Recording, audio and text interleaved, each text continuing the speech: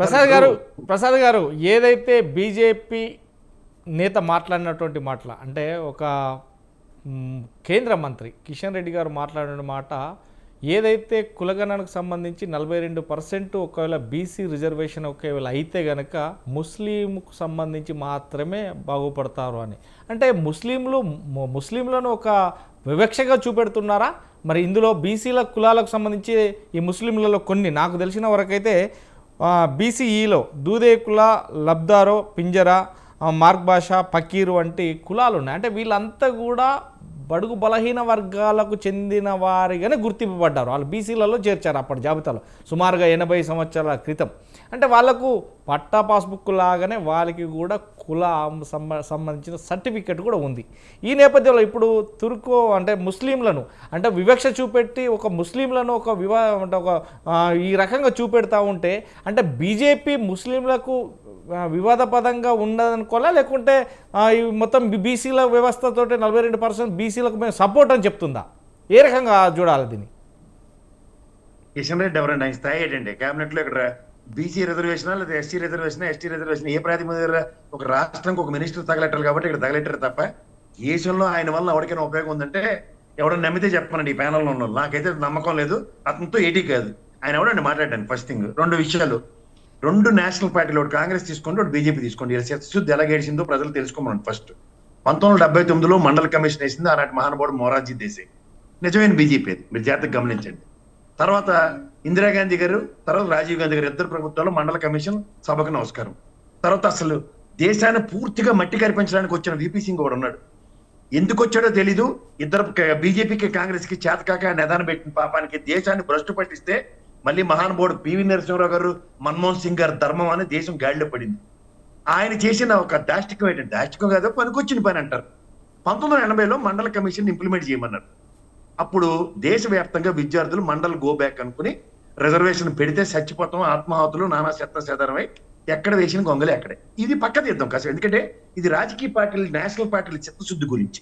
ఎందుకంటే 2014 తర్వాత ఇప్పుడున్న బీజేపీ అది ఒరిజినల్ బీజేపీ కాదు. 3 సార్లు చెప్తాను, ఇప్పుడున్న 2014 నుంచి నరేంద్ర మోడీ గారి ప్రభుత్వం నడుపుతున్న బీజేపీ ఒరిజినల్ బీజేపీ కాదు. ఇది కన్వర్టెడ్ బీజేపీ.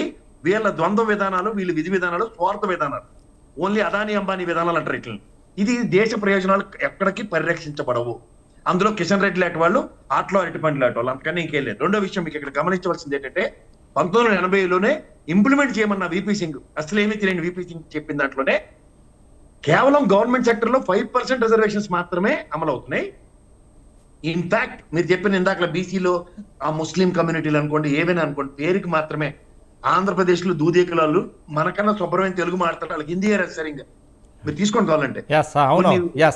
తెలంగాణ ప్రాంతంలో అంటే హిందీ అన్నది ఆ నిజాం ప్రభుత్వం నుంచి మనకి చలామణి అవుతుంది కాబట్టి హిందీ భాష మాడతాం కానీ సార్, సమైక్య రాష్ట్రంలో ఆంధ్రప్రదేశ్ దగ్గర ఈ దూదేకులు 90% ముస్లింస్ కూడా బరాబర్ హిందీ, ఉర్దూ మిక్స్డ్ హిందీ రాదు.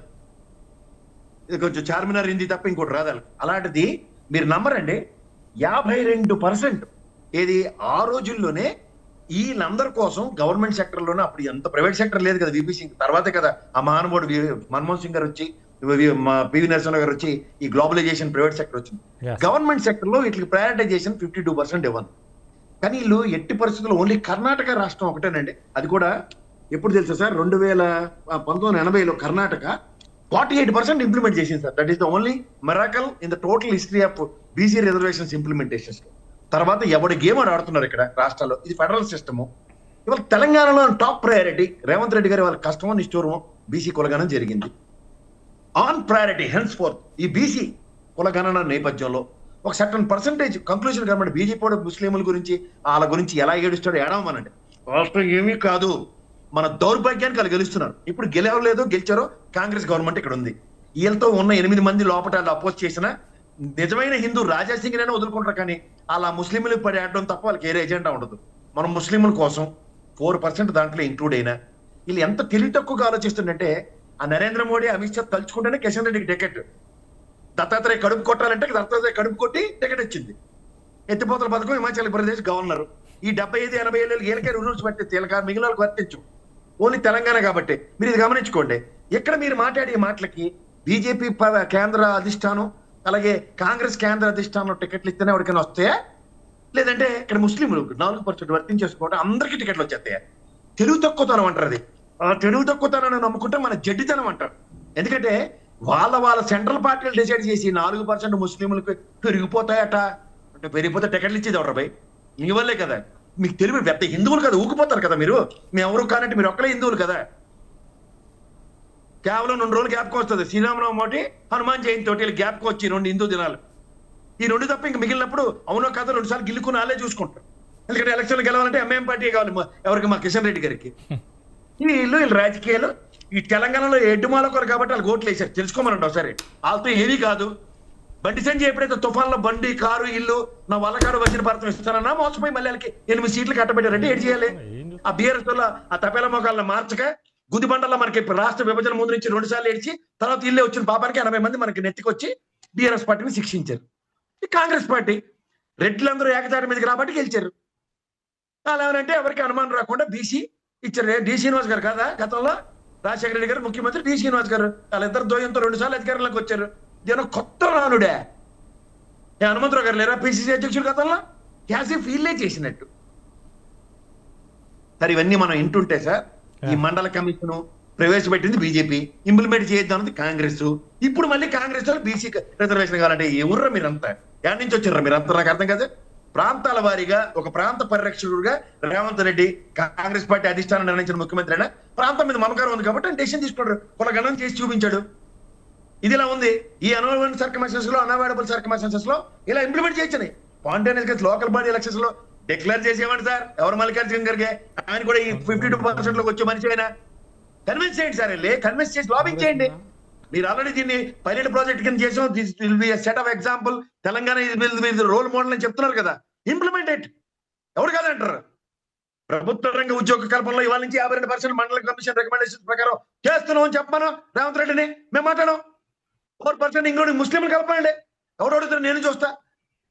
మనకు చేస్తుంటాడు అల్లా బీజేపీ నరేంద్ర మోడీ. వాళ్ళు చెప్పింది బీసీ ప్రధానమంత్రిని తల్లితోటి ఎడి చేయను. 1982లోనే 80లోనే 52% బీసీకి రిజర్వేషన్ ఏమంటే ఇప్పుడు 65% పైచీలు కొంత ఈ విజన్ 2020 బ్యాచ్ అంతా వీళ్ళ దగ్గర ఉన్నారు కదా. కాబట్టి లెక్కలు తెలియవా? ఎవరు వీళ్ళంతా? ఎవరిని ఉద్ధరించడానికి వస్తున్నారు?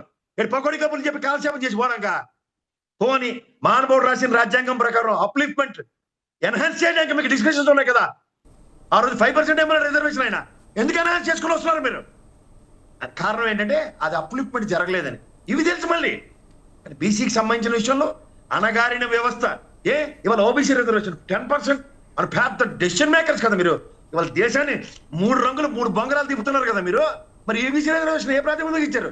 ఎకనామికలీ బ్యాక్వర్డ్ మీ పరంగానే కులాలకు అధికంగా 10% ఇచ్చుకోండి అని చెప్పారు స్టేట్ డిస్కషన్స్. మళ్ళీ మీరు గమనించారా? వీళ్ళు రాజకీయాలు చదువు సంజయ్ కిషన్ రెడ్డి లాంటి వచ్చి రాజకీయాలు చేసేటంటే ఎర్రమోలకలు మీరు భరిస్తున్నారు. అసలు గొడవలు చేయండి రా బయలు.